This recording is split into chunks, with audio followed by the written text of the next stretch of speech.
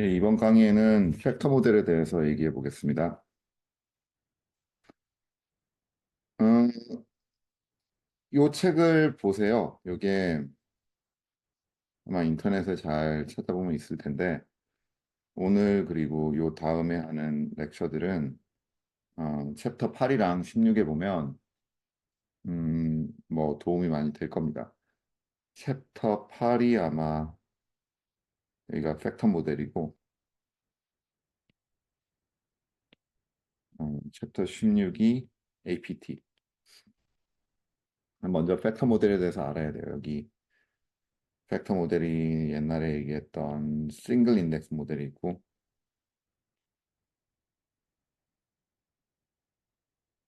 그 다음에 오늘 주로 할 얘기는 이제 멀티 인덱스 모델이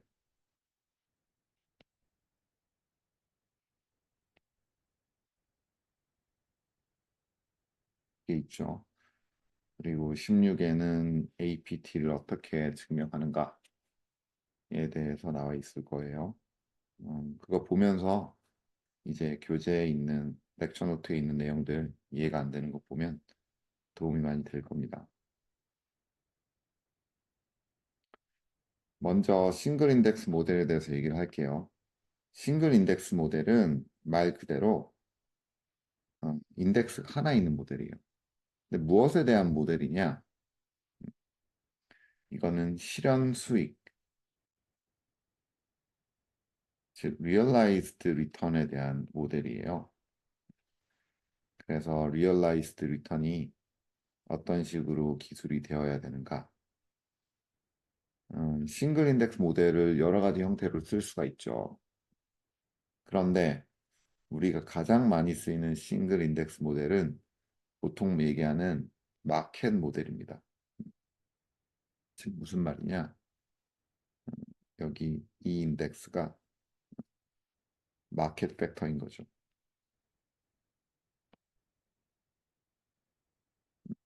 마켓 팩터란 말은 마켓 포트폴리오 리턴 있잖아요. 마켓 포트폴리오 리턴이 하나의 인덱스로 쓰인다는 거예요. 뭐 싱글 인덱스 모델이라고 얘기했지만 이걸 싱글 팩터 모델이라고 봐도 됩니다. 싱글 팩터. 다시 얘기해서 realized return, 즉 실현된 수익을 describe 하는데 실현된 수익을 모델하는데 인덱스 하나만 필요한 거예요. 인덱스 하나, 팩터 하나. 음. 가장 많이 쓰이는 원 팩터 모델이 뭐냐? 마켓 팩터. 마켓 팩터 모델. 마켓 팩터 모델로 쓰게 되면 여러 가지 이제 좀 자질구레한 것들이 붙어요. 예를 들면 요거 요게 좀 자질구레한 것들입니다. 이걸 어떻게 얘기하지? 좀 다르게 얘기해 볼게요.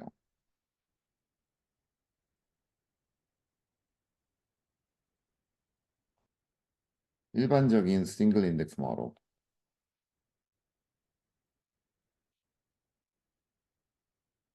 이거를 뭐 원 팩터 모델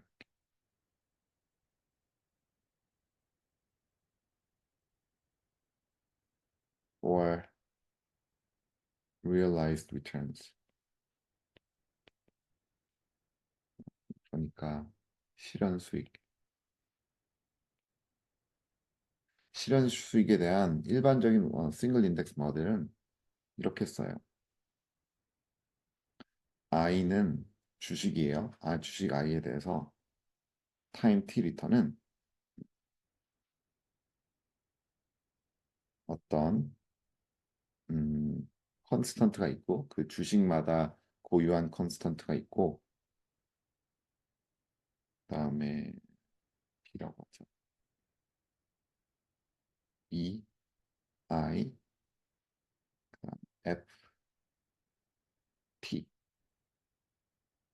엡실론, I, T 음, 이렇게 되죠. 그리고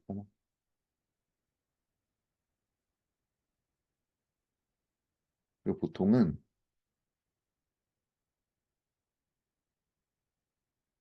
일반적으로 이 팩터의 평균을 0이라고 가정해요. without loss of generality. 이게 무슨 말이니? 만약에 이게 팩터 리턴이 팩터가 에버리지가 만약에 0이 아니라 그래도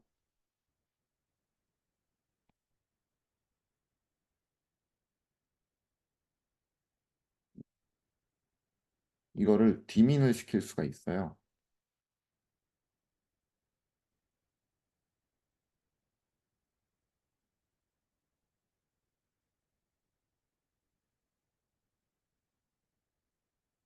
이렇게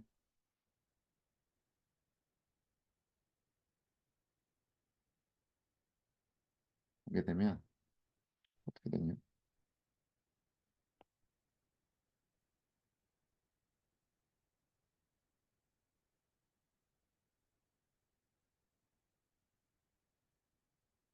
이렇게 되겠죠.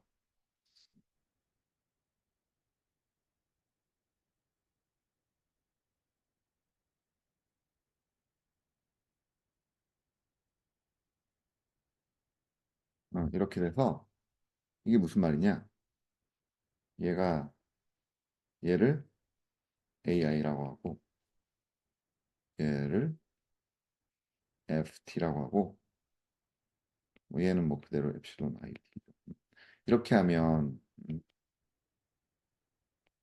그러니까 어떠한 팩터 모델도 음, 그러니까 평균이 0으로 안 주어지던 진 팩터에 대한 팩터 모델 아니면 싱글 인덱스 모델도 그 팩터를 0으로 바꿔서 즉 이거를 디민한다 그래요. 디민드 팩터. 그러니까 민을 제거한 평균을 제거한 팩터로 만들어서 이렇게 다시 쓸 수가 있는 거예요. 다시 써. 그래서 일반적인 싱글 인덱스 모델은 이렇게 쓸 수가 있다는 겁니다. 이렇게 쓸 수가 있다. 일반적으로 without loss of generality 그러니까 일반성을 잃지 않고 그러니까 WLOG가 without loss of generality 일반성을 잃지 않고 팩터가 평균이 0이라고 가정을 해서 리턴을 디스크라이브 할 수 있다 이 말이죠. 그런데 그러니까 이렇게 하면 되는데 이게 또 원팩터 모델에서는 마켓 모델을 제일 많이 쓰죠.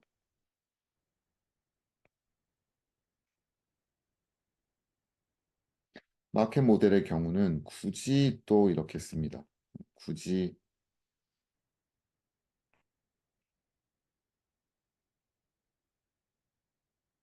왜냐하면 CAPM이랑 비슷하게 만들기 위해서.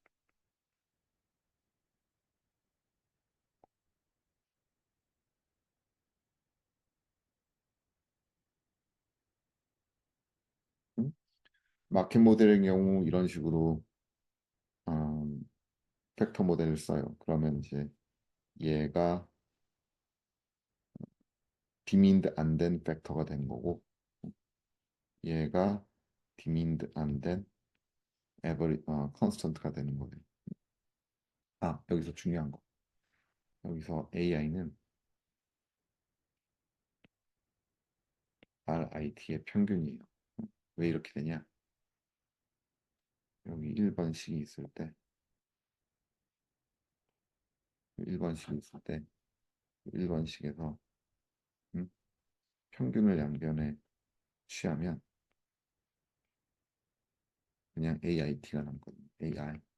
왜냐하면 BT는 평균 0이고 엡실론은 잔차니까 또 평균이 0이고 그래서 요게 나옵니다. 이거 중요한 성질이에요. 즉 디민드 팩터를 썼을 때 디민드 팩터를 썼을 때는 AI가 요 컨스턴 텀이 평균을 말해요. 평균 리턴. 근데 물론 디민드 팩터가 아닐 때는 다르죠. 그래서 마켓 모델인 경우에는 마켓 모델은 내가 2번이라 쓸게요. 2번. 2번식 같은 경우는 어떻게 되냐? 평균을 내가 취해 볼게요.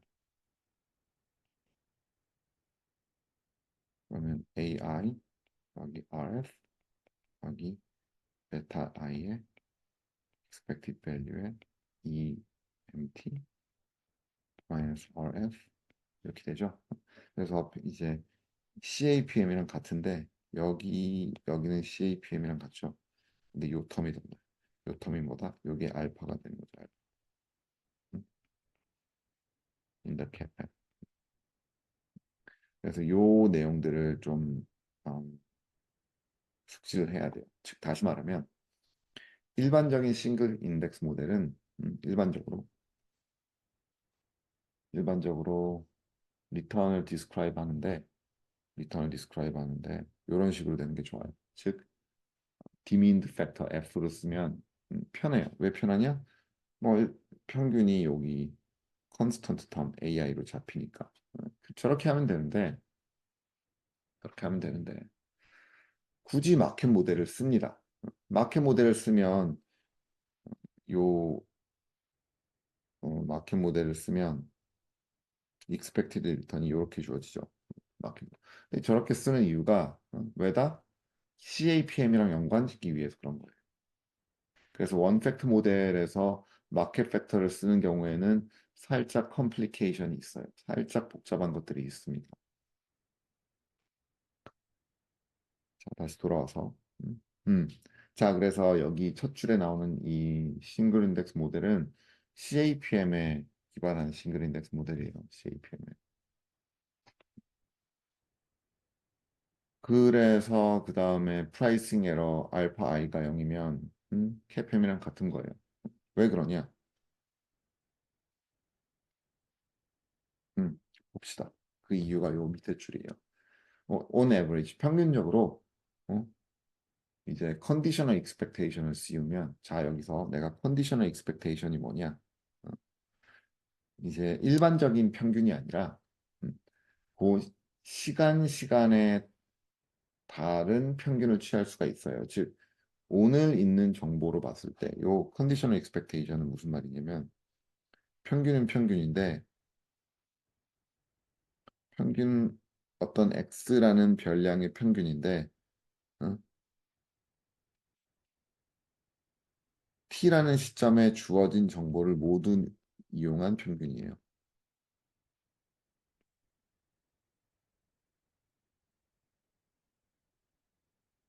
무슨 말이냐? 한국의 평균 기온이 얼마입니까? 뭐 15도쯤 되겠죠. 10도, 15도 뭐 이렇게 될 겁니다. 그런데 내일의 평균 기온은 얼마냐? 라고 묻잖아요. 내일의 평균 기온은 우리가 오늘의 평균을 알잖아요. 오늘의 평균을 아니까, 오늘의 기온을 아니까 내일 평균에 대해서 컨디셔널 익스펙테이션을 할 수가 있는 거예요. 즉 조건부 익스펙테이션. 어떻게?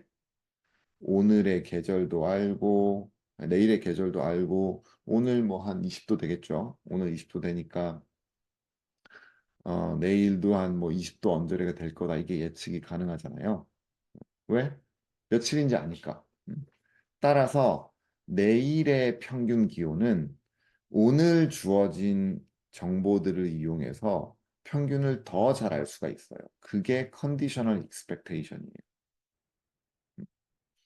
그러면 unconditional expectation은 뭐냐?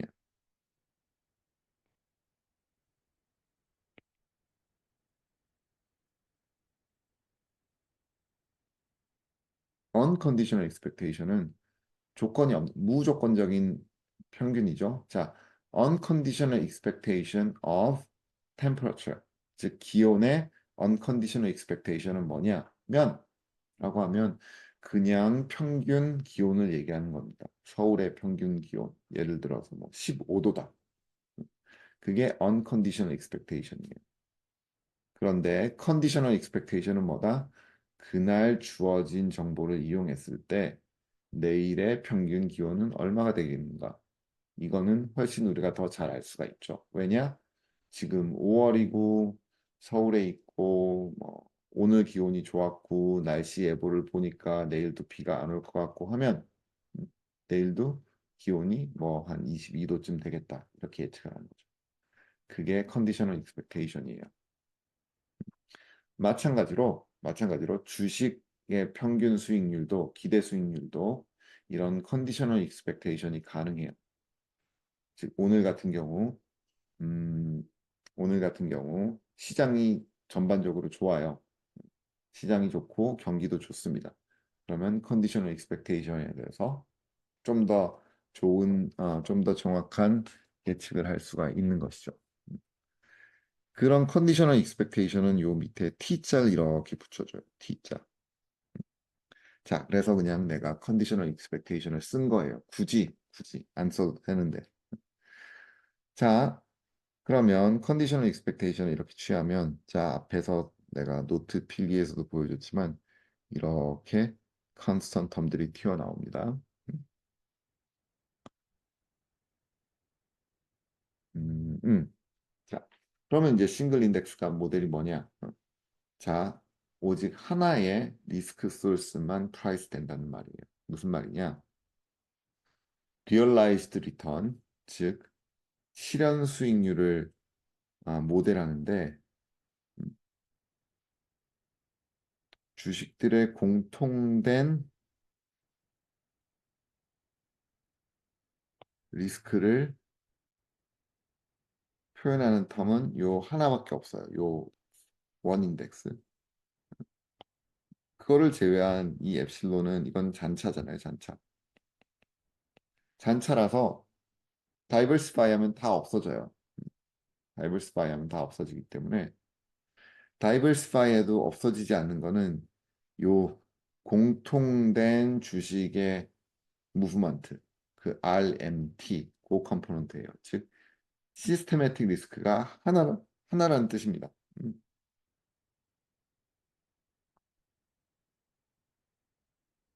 다시 얘기해서 시스테매틱 리스크는 뭐냐? 다이버시파이 할 수 없는 리스크죠. 즉 모든 주식에 공통적으로 있는 리스크입니다. 그런 리스크가 하나밖에 없다는 거예요. 따라서 싱글 인덱스 모델에서는 어, 오직 one source of risk가 price 된다는 뜻입니다. 근데 실제 어, 리얼리티는 다르죠. multiple source of risk가 있죠. 음, 예를 들어서 파마 프렌치 3팩터 모델 우리가 배울 건데 그런 것이 있고 이 파마 프렌치 3팩터 모델은 왜 나왔냐? 음, 아노말리 중에서 anomaly, efficient market 할 때 우리 배웠습니다. anomalies.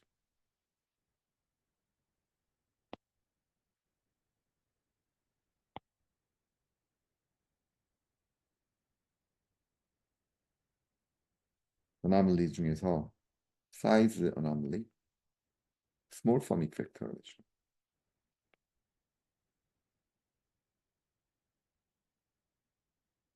small form effect가 뭐죠? 소형주가 대형주보다 주식 수익률이 높더라. 언제? 특히 1월에. 그래서 이걸 January effect라고 한다고 배웠습니다.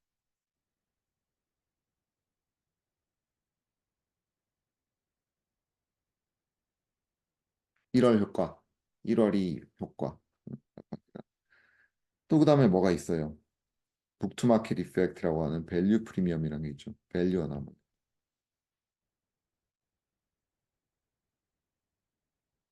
밸류 어나머리 혹은 밸류 프리미엄이라고 하고 이거는 이제 밸류 즉 북투마켓이 낮은 주식이 북투마켓이 높은 주식보다 수익률이 낮다. 아니면 북투마켓이 높은 주식이 북투마켓이 낮은 주식보다 수익률이 낮다. 즉 가치주가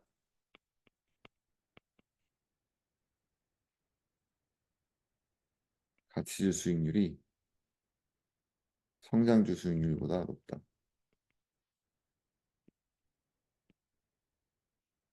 이게 밸류 프리미엄이었어요. 그런데 이 밸류랑 사이즈 이펙트가 CAPM으로 설명이 안 되는 거예요. 그래서 파마 앤 프렌치가 두 개의 팩터를 더 들여왔습니다. 이 팩터들이 뭐냐?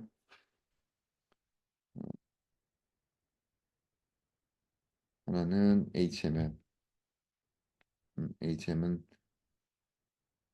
High Book to Market, 마이너스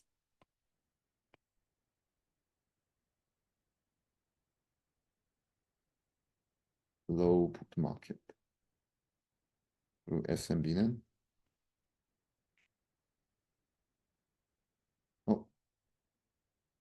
하이도 아니지. small minus big.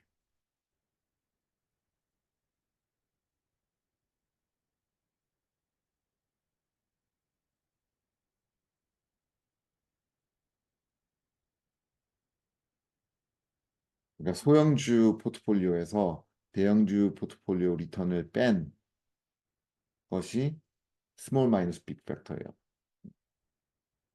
HML은 하이 북투 마켓 주식에서 로우 북투 마켓 주식을 뺀 포트폴리오. 이렇게 됩니다. 오케이? 자, 그래서 이게 싱글 인덱스 모델이고요. 자, 그러면 멀티 인덱스 모델로 넘어가겠습니다. 멀티 인덱스 모델은 보통 멀티 팩터 모델이라고도 하고요.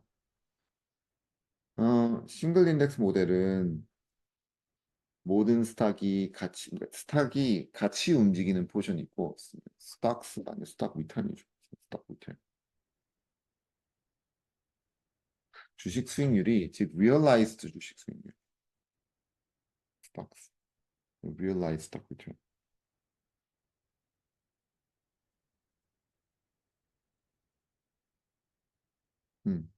정확하게 얘기하면, realized 스탁 리턴이 같이 움직이는데, 같이 움직이는 게 마켓 리턴 때문이라고 하는 게, 음?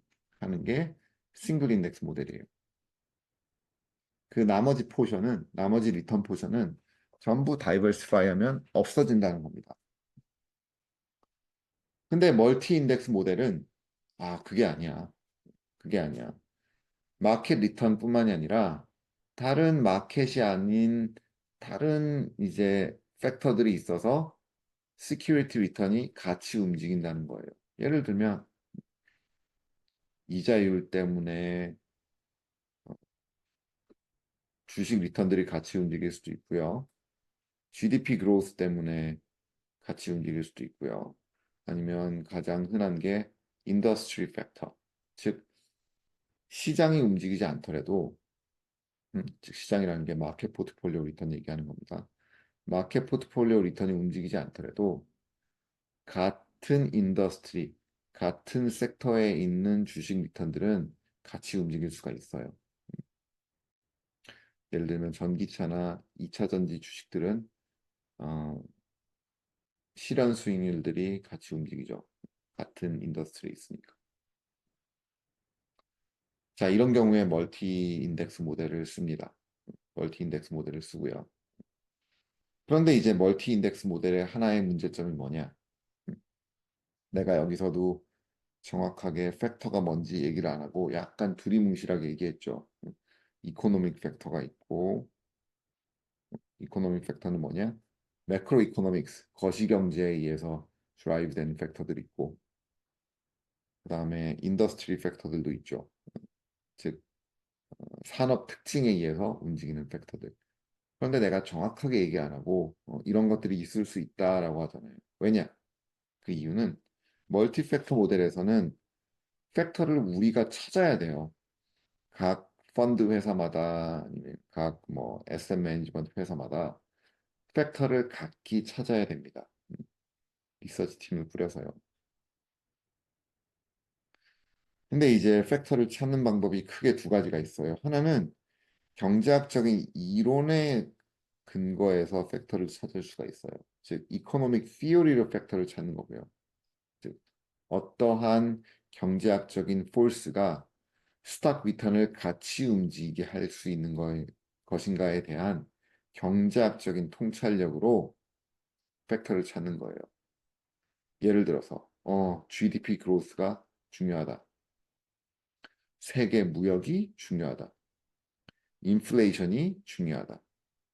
이자율 정책이 중요하다.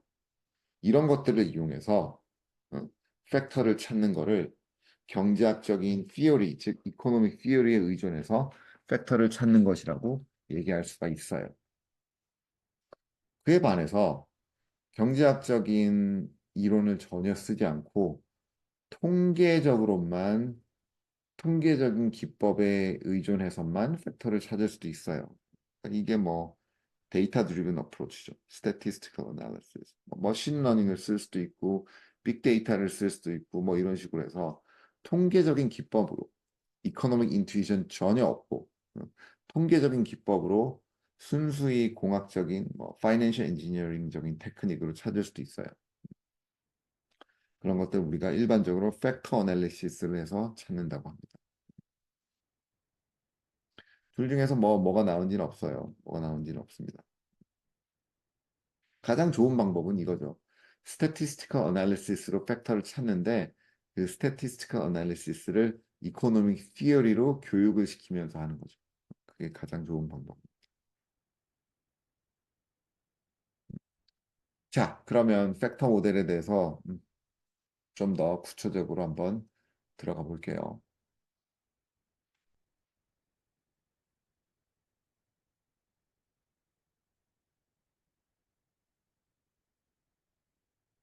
음, 자, 팩터가 K개에 있다고 할게요. 그러면 K 팩터 모델이 되겠죠.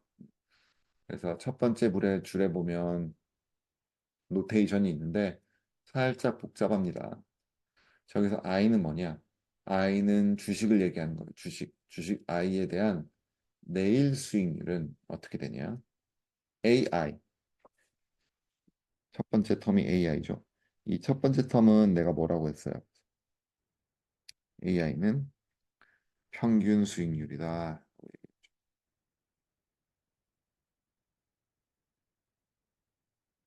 왜?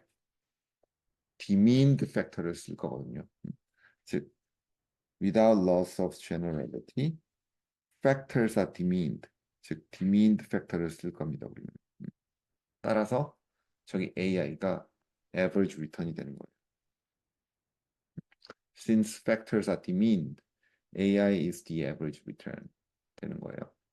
자, 그 다음에 BIK라는 게 있죠. BIK는 뭐냐?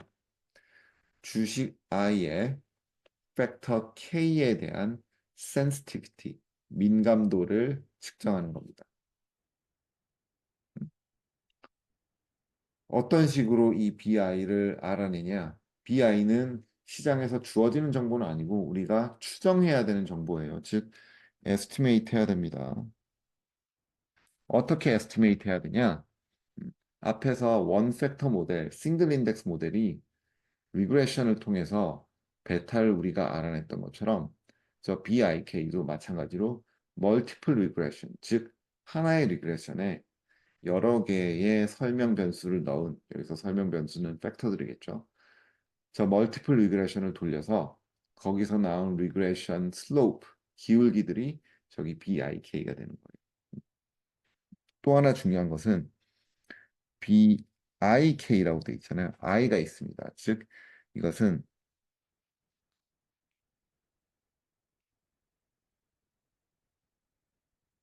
스탁 I의 고유한 숫자예요. 즉 삼성전자 주식도 K개의 다른 팩터 로딩들이 있고 LG전자 주식도 K개의 다른 팩터 로딩들이 있고 즉 각 주식마다 팩터 로딩은 다 달라요. 다 다릅니다. 팩터들은 다 일정합니다. 팩터들은 그 시장 아니면 그 마켓 나라에 대해서 일정하고요. 그럼 이 팩터들의 K개의 팩터에 대해서 어떤 식으로 로딩을 갖느냐는 각각 주식들의 속성들이에요. 자, 그 다음에 저기 엡실론들은 뭐냐? 엡실론들은 idiosyncratic return이고요. 또 각 security i의 unique예요. 따라서 i가 있습니다. 즉, idiosyncratic return은 팩터로 설명이 될 수 없는 그 주식의 고유한 리턴을 얘기하는 겁니다. 예를 들어서 그 주식의 고유한 뭐 이벤트, 어떤 주식이 뭐 어떤 회사가 공장에 불이 났다든지 아니면 어떤 회사가 뭐 로또를 맞았다든지 이런 식으로 다른 회사와 전혀 상관이 없는 그 회사의 특정한 뉴스에 따른 리턴, 리턴. 그거를 idiosyncratic return이라고 하죠. 이거는 그리고 리그레션에서 residual, 즉 잔차항으로 표현이 되죠. 그 다음에 idiosyncratic return은 잔차항이기 때문에 평균은 0이에요. 왜냐?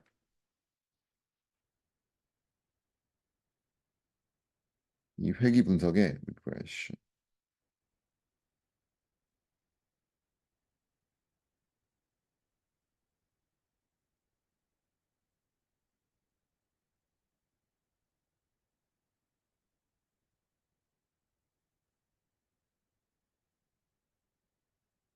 The regression includes a constant term. 즉, regression이 constant, intercept 텀이 있기 때문에 잔차항은 평균이 제로가 됩니다. 좀 더 수학적으로 얘기하면 이런 거죠. 잔차항과 상수는 서로 오소고날하다. 그 말이 이거죠. 그 다음에 이 두 번째는, 이 첫 번째는 이제 요 첫 번째 요거는 regression 때문에 나오는 특징이에요. 저 잔차들이 상수항을 포함하는 회귀 분석에서 선형 회귀 분석에서 나왔기 때문에 무조건 잔차항은 평균 제로가 돼야 됩니다. 즉 저거는 regression property예요. 그런데 이 두 번째 property 있잖아요, 여기. 이거. 이거는 가정이에요, 가정. 즉 regression이랑 상관이 없습니다. regression 돌려도 저기 엡실론들이 서로 i에 대해서 correlation이 있을 수가 있어요. 그런데 K-팩터 모델에서는 저 잔차들이 서로 코렐레이션이 없다고 얘기하는 거예요. 저거를 좀 더 이제 경제학적으로 풀어 얘기하면 무슨 말이냐? 회사 I와 회사 J에 일어나는 firm specific idiosyncratic return, 즉 I와 J에 일어나는 그 회사 고유의 리턴들은 서로 코렐레이션이 없다는 거예요. 음, 삼성전자의 고유의 리턴과 LG전자 고유의 리턴은 서로 관련이 없다.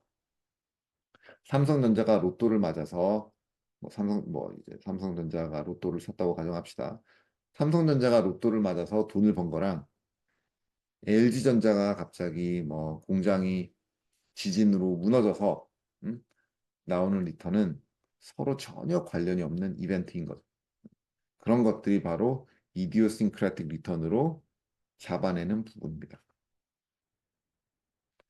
따라서 이디오싱크라틱 리턴들이 서로 오소고날하기 때문에 서로 코렐레이션이 없기 때문에 오소고날이 무슨 말이야? 오소고날 좀 설명을 해줘야겠다. 내가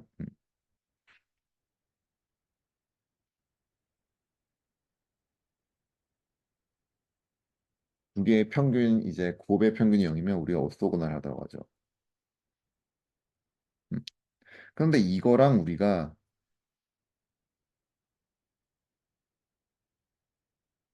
I와 J의 코렐레이션이 0이다를 혼동해서 써요. 어떨 때? If I와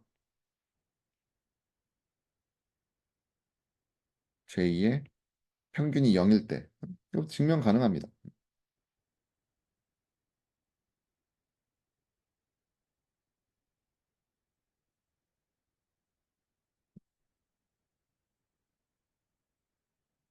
코베리언스를 보면 되죠.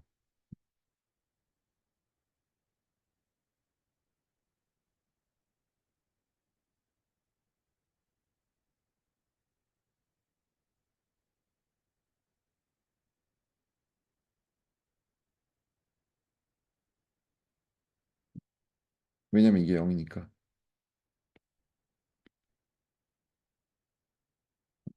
지금 무슨 말이냐? 음? 상수항을 포함하는 선형회귀에서의 잔차.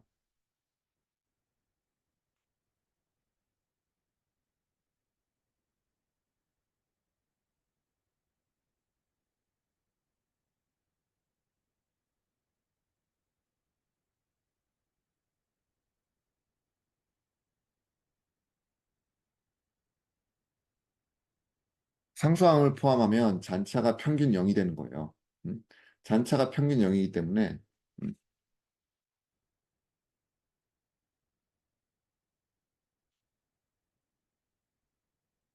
곧 correlation이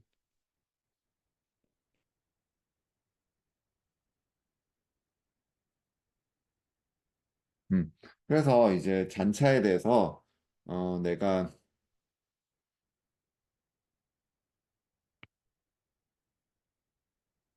잔차에 대해서는 바로 오소고날리티와 코릴레이션이 0이라는 걸 혼용해서 쓸 거예요. 오케이. 음. 따라서 다시 얘기하면 자, 엡실론 i와 엡실론 j는 서로 코릴레이션이 없다. 아니면 오소고날하다. 회사 i의 이디오싱크라틱 리턴과 회사 j의 이디오싱크라틱 리턴은 서로 관련이 없다. 따라서 이디오싱크라틱 리턴이 다 오소고널하기 때문에 따라서 이 주식들의 common movement, core movement는 전부 다 팩터에 의해서 드라이브 되는 거예요. 무슨 말이냐? 저 팩터들이 시스테매틱 리스크를 표현해 주는 거예요. 나머지 엡실론들은 다 없어지니까. 다이버시파이 포트폴리오에서 엡실론들은 다 없어지거든요. 따라서 저 F들이 이제 커먼 무브먼트를 결정하고 저것들이 팩터고 저것들이 시스테매틱 리스크라는 거예요.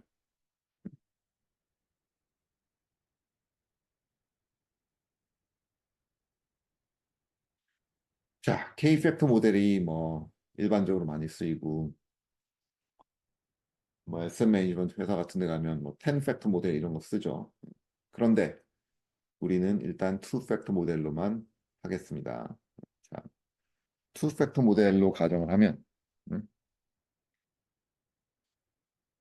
평균은 이렇게 되죠. 뭐 좌우의 평균을 씌우면 이 평균 리턴은 이렇게 되는데 AI는 그냥 컨스턴트니까 나오고 BI도 컨스턴트죠. 나오고 F는 이제 랜덤 베리어블이니까 평균을 씌워야 되는데 그 두 개의 평균은 0이라고 우리가 디민드 팩터라고 가정을 했죠.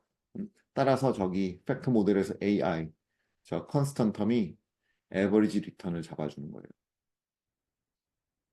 음. 자, 그 다음에 베리언스. 베리언스는 어떻게 되냐?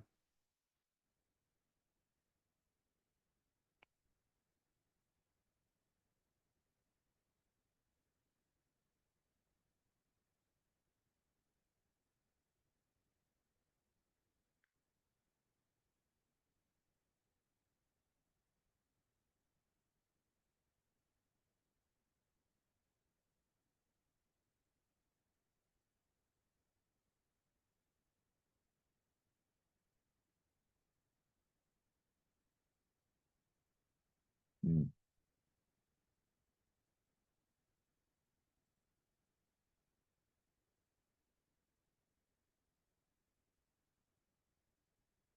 I 떼겠습니다. 그냥 T라고 할게요.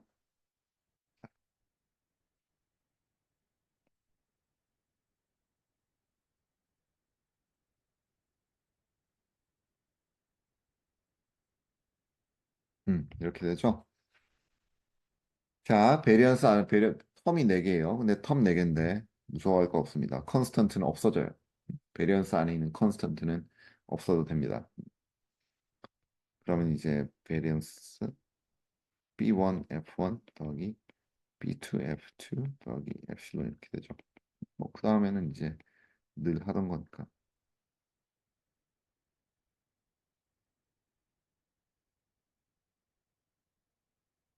음,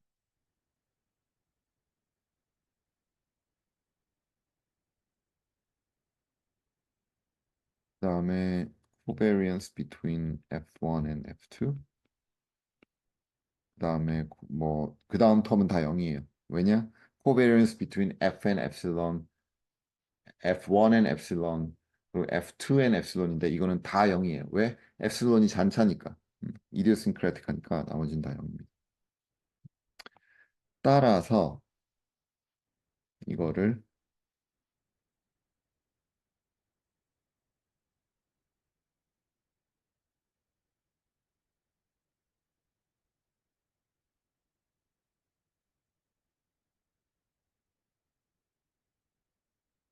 이렇게 쓸 수 있죠. 콜에서 요 앞에 나온 요 공식입니다. 요 공식. 요거는 그렇게 났고 코베리언스도 여러분들이 계산할 수가 있어요. I와 J의 코베리언스면 여기 보면 인투이션은 그냥 이거예요. 그러니까 I와 J라는 두 개의 다른 주식이 있을 때 두 주식 간의 서로의 코베리언스는 엡실론 텀은 다 빠지는 거예요. 그래서 텀들을 보면 엡실론에 의한 코베리언스는 아무것도 없고 전부 다 F만 있는 거예요. 이것도 뭐 어렵지 않게 드라이브를 할 수가 있죠. covariance between 이제는 I가 여기 들어가야 돼요.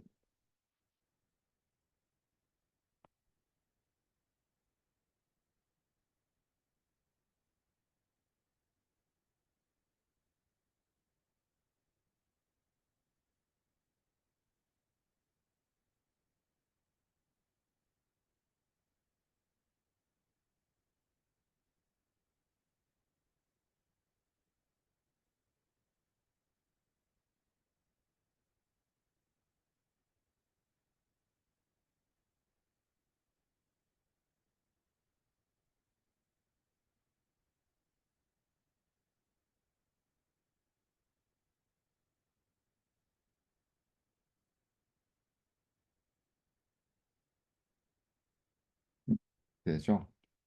자, 그럼 이거 풀어헤 치는데 일단 뭐 A는 없다고 생각하면 되고 그냥 엡실론도 없다고 생각할게요. 엡실론 IJ. 왜? 얘네들 풀어헤칠 때 코베리언스 텀으로 가는데 이 코베리언스들이 전부 다 0이 되는 거예요. 그래서 사실상 저기 F1이랑 F2만 있다고 가정을 하고 풀어헤쳐도 똑같은 결과가 나옵니다. 똑같은 결과가 나와요. BI의 1, BI의 2, covariance between 뭐 이거 그냥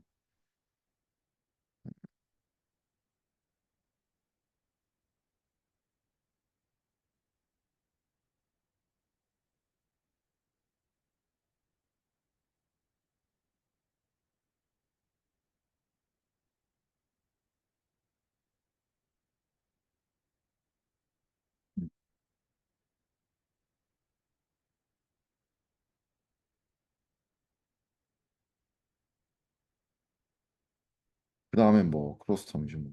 크로스텀.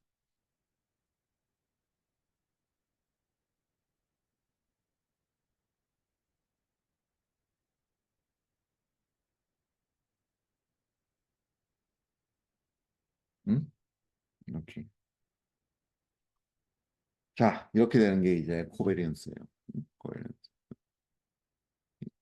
그래서 키 어썸션이 뭐예요? 두 개가 I랑 J가 오쏘고날하다. 이게 키 어썸션입니다.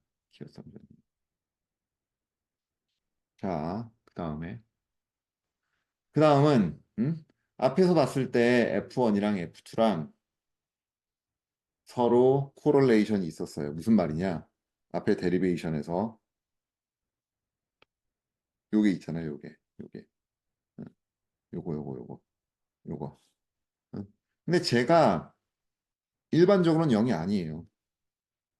일반적으로 0이 아니고. 뭐 예를 들면 이제 F1이 마켓 포트폴리오, 마켓 포트폴리오고 F2가 그 I와 J라는 두 주식의 섹터예요. 그러면 시장이 움직일 때 섹터, 즉 그 산업 리턴도 보통은 같이 움직이거든요. 코스피가 올라가면 2차 전지도 올라가고 이런 식이에요, 보통. 그래서 F1이랑 F2가 0이 아니고 보통은 양수입니다. 보통 양수예요. 근데 이게 그렇게 뭐 좋은 프로퍼티는 아니거든요. 그래서 F2라는 거를 오소고날라이즈 시킬 수 있어요. 즉 F2가 F1에 오소고날라이즈 하게. 어떻게 하냐? 자, F2를 F1에 리그레스를 합니다. 근데 리그레스를 하는데 이제 뭐 선형 회귀를 돌리는 거죠. 선형 회귀를 돌리는데 이 컨스턴 텀을 집어넣고 돌리는 거예요. 그러면 어떤 프로퍼티가 생기겠습니까? 여기 D가 그러면 여기 잔차죠, 잔차. 이게 리시주얼이에요. 얘가 리시주얼이 되면 어떤 현상이 벌어지냐? 이 리시주얼은 당연히 평균이 0이 돼요. 왜? 선형회계에서 constant term, slope, intercept가 들어갔을 때는 잔차의 평균이 0이 됩니다. 그리고 두 번째는 뭐냐? 이게 잔차이기 때문에 요 팩터 1이랑 또 오소고날한 거예요. 코릴레이션이 없는 거예요. 오케이? 자, 그렇게 되는 D가 저런 프로퍼티가 있죠. D가 저런 프로퍼티가 있죠. 자, 그러면 D를 이용해서 이제 오소고날라이즈를 시킬 겁니다. 어떻게 하냐? 여기 이 F1에 아니지.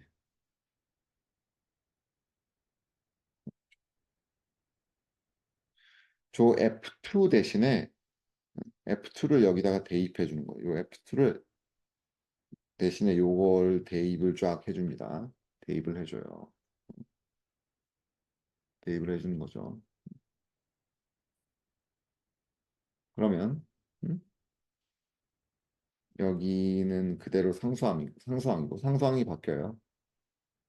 그리고 F1의 로딩도 바뀝니다. F1의 로딩도 바뀌는데 신기한 거는 요 새로운 팩터 F 스타 있잖아요. 요 F 스타가 F2 스타 이게 오소고널라이즈드 된 새로운 팩터예요. 즉 오소고널라이징이 뭘 하는 거냐면 F2라는 팩터가 있는데 F2가 F1이랑 코릴레이션이 있으니까 이게 계속 걸리적 하는 거예요. 그러니까 나는 F1이랑 F2를 따로따로 봤으면 좋겠는데 두 개가 서로 상관관계가 있어. 그래서 F1이 움직이면 F2도 움직이고 F2도 움직이면 F1도 움직이고 막 그래요. 서로 엮여 있어요. 이게 싫은 거야. 그래서 F2에서 F1이랑 연관된 부분을 쫙 다 발라내는 거예요. 그래서 그 발라낸 부분을 F2 스타라고 부르자 하는 거예요. 그러면 이렇게 F2는 뭐냐? F2 스타는 다시 말하면 F2에서 F1 관련 부분을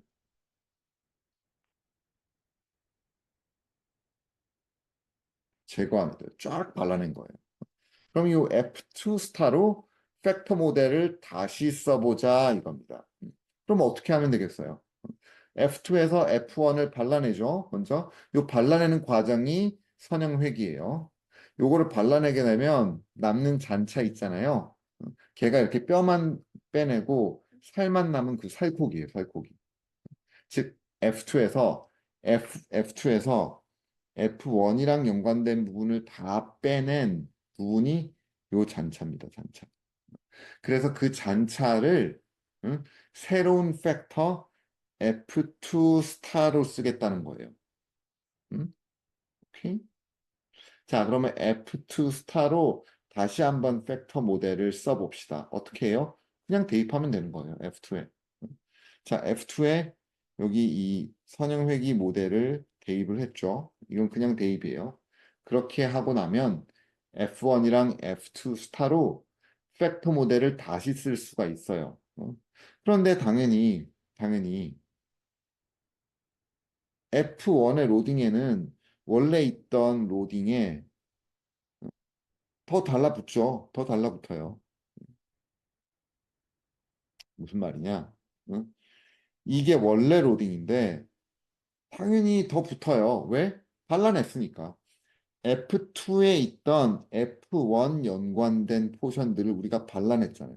그 발라낸 게 이제 F2에 F1에 달라붙는 거예요. 자, 원래는 F1에 있던 로딩이었는데 요거를 선형회귀로 이제 아니죠. 다시. 원래는 F2에 있던 것이었는데 이거를 선형회귀로 F1이랑 관련된 모든 F2의 부분을 다 빼낸 거예요. 그거 빼낸 거를 F1에 갖다 붙였어. 그게 요 부분입니다. 그게 요 부분. 그 다음에 이제 F2에 남은 살점이 있잖아요. F2에 남은 고 이제 발라내고 남은 부분. 이제 우리가 진짜 먹고 싶은 그 고기. 그 고기가 여기 남은 요 부분이에요. 그런데 신기한 게 저 부분은 팩터 로딩이 그대로예요. 음? loading on the orthogonal factor is the same as before. 이게 이코노메트릭스에서 유명한 프리쉬워 정리예요. 프리쉬워.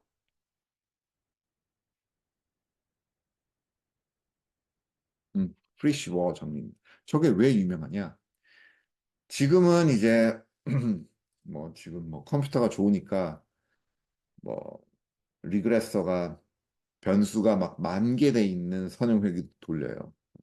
그런데 옛날에 1930년대, 1940년대, 1900 이제 옛날에는 컴퓨터가 없으니까 이제 멀티플 리그레션을 돌리는 게 정말 힘들었던 거예요.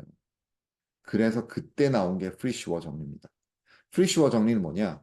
멀티플 리그레션을 돌릴 필요가 없고 원 바이 원 선형 회귀, 즉 설명 변수가 단 하나만 있는 이제 리그레션들을 돌리면 멀티플 리그레션에 있는 슬로프를 뽑아낼 수 있다는 게 프리슈어 정리예요. 즉 무슨 말이냐? 이 B12가 그대로다 하는 거. B12가 그대로.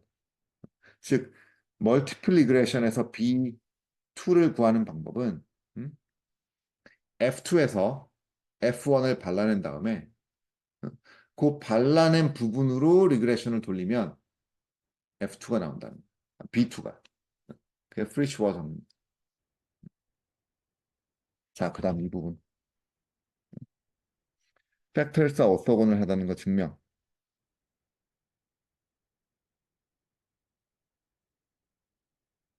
음, 어떻게 증명하냐?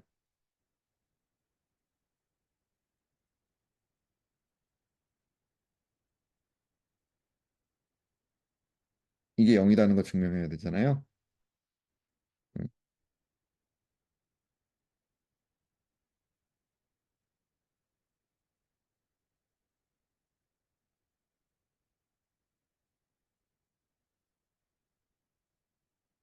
음?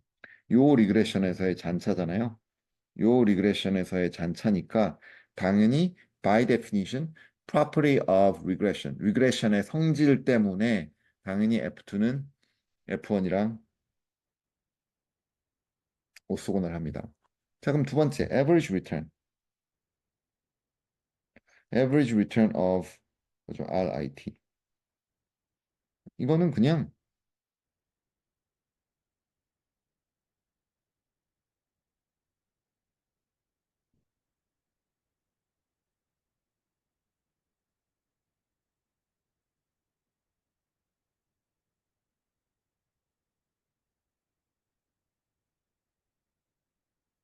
음, 000이죠. 왜? F1의 평균도 0이요. F2의 평균은 뭐죠?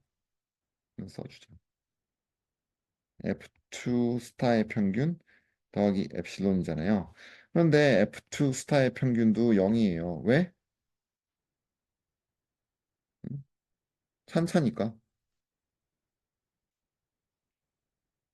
F2 스타가 리그레션 잔차예요.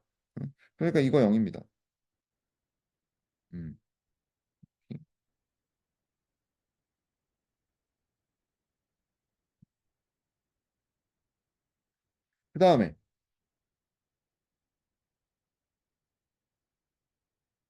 그 다음에 감마도 0이에요. 감마 제로.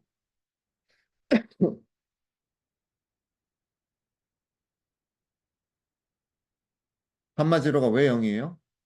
아, 감마 제로는 저 리그레션에서의 어느 리그레션이에요? 요 리그레션. 요 선형 회귀에서 요 선형 회귀 있잖아요. 요 선형 회귀. 응? 조 선형 회귀에서 컨스턴트인데 F2도 평균이 0이요. F1도 평균이 0이니까 그냥 양쪽에 평균을 씌우면 0 감마 제로 더하기 0 더하기 0이잖아요.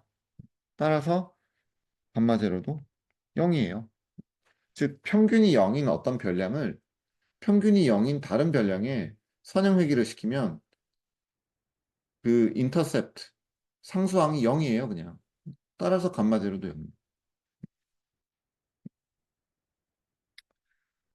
자, 그 다음에 베리언스랑 코베리언스는 음, 음,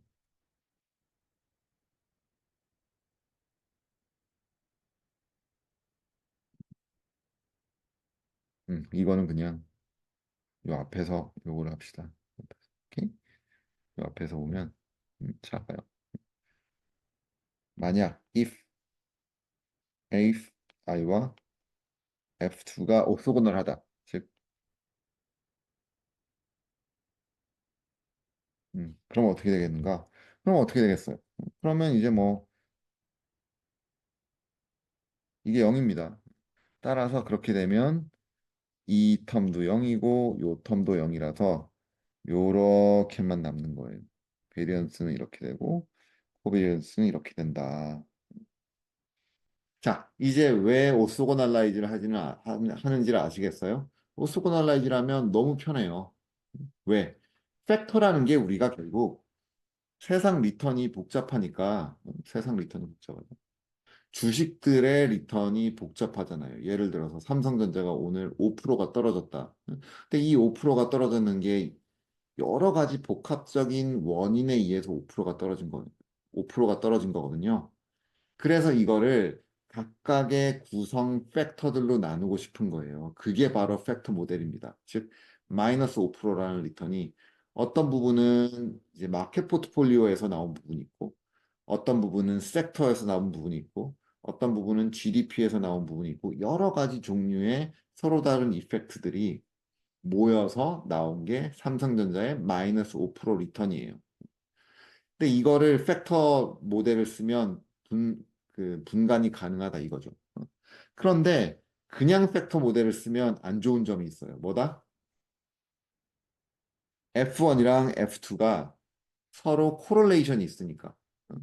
그래서 F1, F2를 코릴레이션이 없는 팩터로 만들면 참 편한 거예요. 참 편해. 그래서 해주는 게 팩터를 오소고날라이즈 시켜주는 거예요. 어떻게?